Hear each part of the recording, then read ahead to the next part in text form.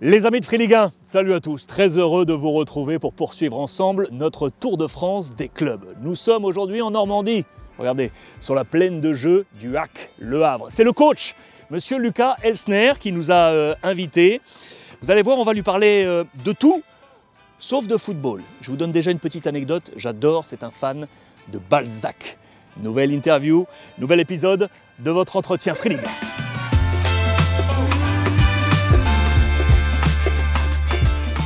Merci de nous accueillir. C'est un grand plaisir.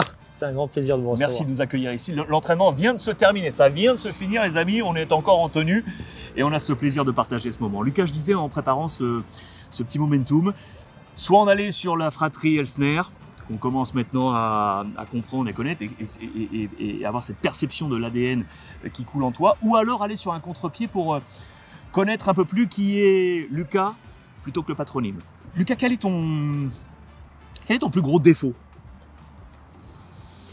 Ça peut être bizarre de dire ça, mais le côté exigeant qui peut être extrêmement gênant quand il est trop présent. D'être constamment en train de réfléchir à ce qu'on peut faire de mieux et à trouver des nouvelles manières d'approcher le travail. Et en même temps, ça peut être perturbant pour les gens autour de moi parce que il faut s'habituer à avoir des moments de relâche aussi, et ce côté-là, constamment à poser des questions, constamment à remettre en cause la manière de fonctionner et ce qu'on pourrait faire de mieux, ça reste quand même un poids, même pour moi personnellement. Donc est-ce que c'est un peu bête de dire ça, mais c'est certainement un élément sur lequel je dois travailler, et sincèrement je me suis beaucoup relâché sur les dernières années par rapport à ce que je faisais en début de carrière. Tu as des enfants?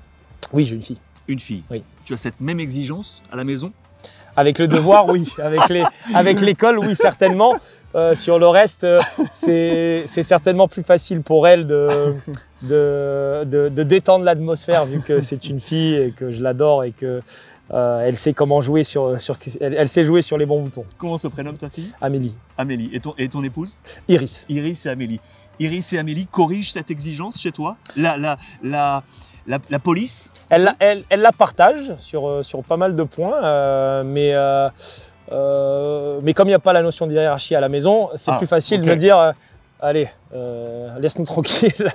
Quelle est la dernière fois où tu as dit je t'aime?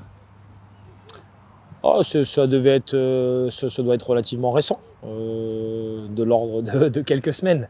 Mais je suis plutôt sur le côté action plutôt que parole. Et donc je préfère essayer dans mon quotidien et dans ma manière de me comporter, montrer aux gens que je les aime. Qui était Lucas enfant? C'était un garçon studieux, amoureux du foot, qui adorait être en compagnie de ses potes et de ses copains. Et qui a eu une enfance très très très heureuse. Ta journée parfaite, c'est quoi? Ma journée parfaite, c'est une journée où on a rempli les objectifs dans le travail, et puis surtout ce retour en famille l'après-midi ou le soir, manger un très bon repas avec ma femme et ma fille, et essayer de parler d'autres choses, et puis simplement vivre cette vie de famille qui pour moi est la chose la plus importante, parce qu'elle équilibre tout le reste. Elles aiment le ballon ou elles sont complètement... Non, elles aiment le ballon. Ma femme a vraiment a plongé dedans, même si elle n'était pas très proche de ce sport au départ, mais elle a plongé à fond dedans. Et puis c'est vrai que ça nécessite aussi pas mal de sacrifices, notamment de sa part, parce qu'il faut suivre à l'étranger, il faut suivre au rythme du football, de ne pas avoir de week-end, de s'adapter complètement à ça. Et ma fille est un petit peu obligée aussi, mais elles vivent aussi passionnément que moi ce sport, mais pas forcément pour le jeu que ça représente, mais pour l'enjeu qu'il y a pour nous en tant qu'unité familiale. Si tu avais la possibilité de faire un bond en arrière, de retourner à un moment, à quel moment aimerais-tu revenir et pourquoi? C'est un peu bateau, mais quand à la naissance de ton premier enfant, qui est mon unique enfant, c'est un moment auquel tu t'attends pas forcément au départ. Et puis quand ça se passe, ça change complètement ta perception du monde. Et c'est un moment que j'aurais aimé, que j'aimerais revivre constamment. Il y a beaucoup de moments dans la vie professionnelle qui sont forts et intéressants, mais ça ne rejoint jamais les moments familiaux, les moments personnels, comme le jour où tu vas au premier rendez-vous avec ton épouse, le mariage, la naissance de l'enfant. Ce sont des moments privilégiés et le foot essaye de s'en approcher, mais il n'y arrive jamais.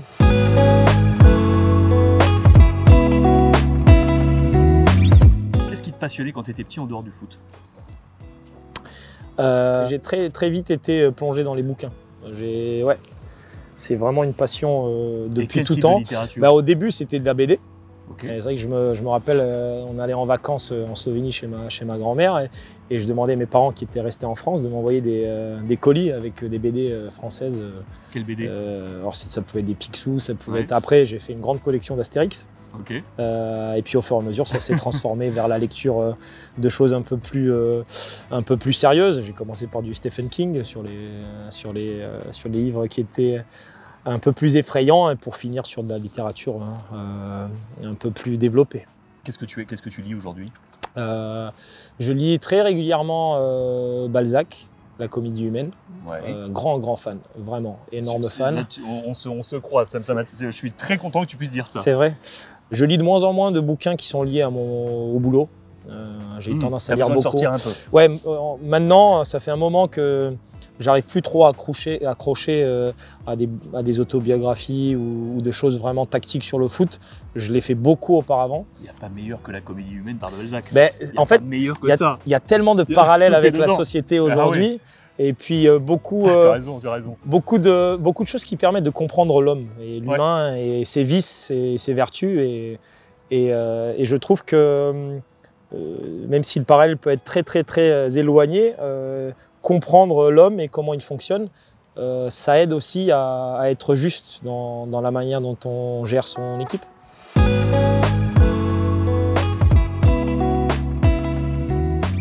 Tu es croyant? Je ne suis pas croyant dans le sens où je vais comprendre le monde grâce à des écrits et à des histoires qui ont été racontées. J'aime bien croire au fait qu'il y a une construction autre que celle qui est purement physique et chimique et biologique.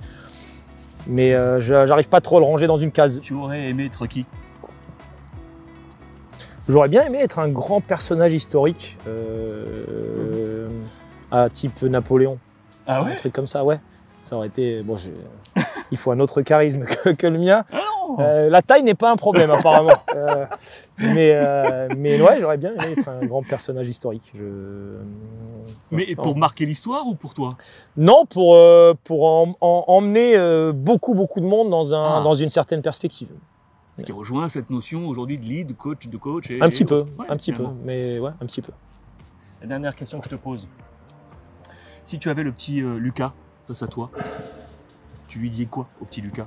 De penser un peu plus souvent à se coiffer le matin avant de partir à l'école parce que j'arrivais avec un pétard dans les cheveux. Non, ça a changé beaucoup. Non, de profiter parce que quand tu es jeune et que tu as cette insouciance, les ennuis arrivent suffisamment vite. Donc c'est vraiment un temps de plaisir et d'insouciance et de simplement profiter de cette période-là parce que finalement la vie passe très vite. Aujourd'hui j'ai un peu plus de 40 ans, la moitié de la vie est déjà passée et puis tu as la sensation que ça avance très vite et que c'est un rouleau compresseur et quand tu es jeune et que tu as la chance comme moi je l'ai eu d'avoir une enfance vraiment calme et heureuse, juste de profiter et de ne pas trop penser à demain. Allez Nader, en regardant cette caméra, si tu avais quelque chose à avouer à ton épouse et ta fille.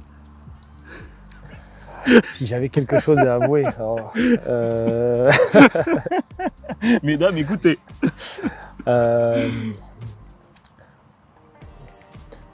C'est dur parce que j'ai pas tellement de choses à cacher. Je suis quand même un mec assez rangé. Hein. Enfin, je dois te dire que Non, je range mes affaires, je laisse rien traîner. Je fais pas de bêtises. J'ai pas de choses à leur dire, à leur avouer. Je peux juste leur dire que je les aime beaucoup et que je suis content d'être avec elles.